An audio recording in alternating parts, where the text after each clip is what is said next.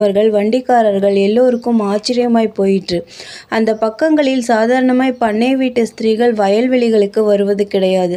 அதுவும் இம்மாதிரி சந்தர்ப்பத்தில் கல்யாணி ஆள்படை ஒன்றும் இல்லாமல் வருவதை பார்த்ததும் அவர்கள் எல்லோருக்கும் காரணம் சொல்ல முடியாத திகில் உண்டாய்விட்டது.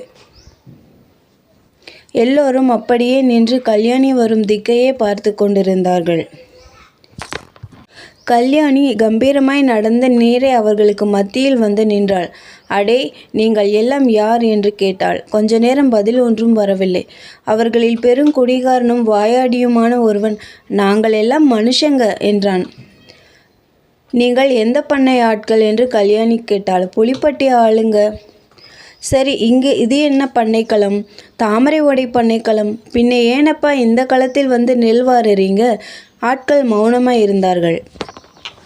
அடே, எல்லோரும் என்னை நன்றை பாருங்க, நான் யார் தெரிகிறதா என்று கம்பீரமாய் கேட்டாள் கல்யாணி. அப்போது அந்த பெருங்குடிகாரன், அம்மா, நீ மாரியம்மனாச்சே, எனக்கு தெரியாம போச்சே. அடே ஆளுங்களா, எல்லோரும் விழுந்து கும்பிடுங்கடா என்று சொல்லி முதலில் தானே திடீரென்று தரையில் விழுந்து கும்பிட்டான். அம்மா, தாயை காப்பாற்றணும் என்று புலம்பத் தொடங்கினான்.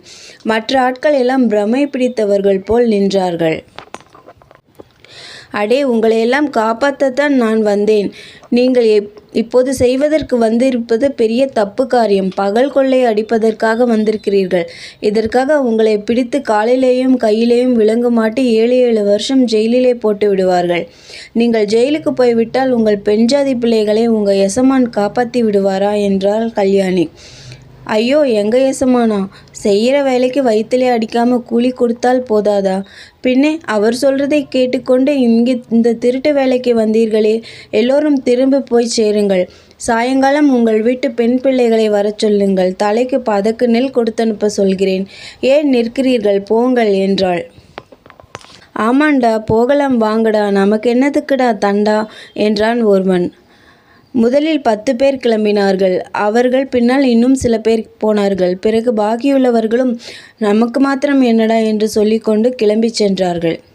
பிறகு கல்யாணி வண்டிக்காரர்களை அழைத்து பேசினாள். அதன் பயனாக எல்லா வண்டிக்காரர்களும் நெல் மூட்டைகளுடன் தாமரை ஓடை வீதிக்கு சென்று அங்கே பண்ணையில் சேர்க்கட்டும் முற்றத்தில் நெல்லை போட்டுவிட்டு வண்டி சத்தத்தை வாங்கி கொண்டு போய் சேர்ந்தார்கள். இந்த விவரமெல்லாம் புலிப்பட்டி ரத்தினத்தின் காதுக்கு எட்டிய போது அவன் அவமானத்தால் குன்றிப் போனான்.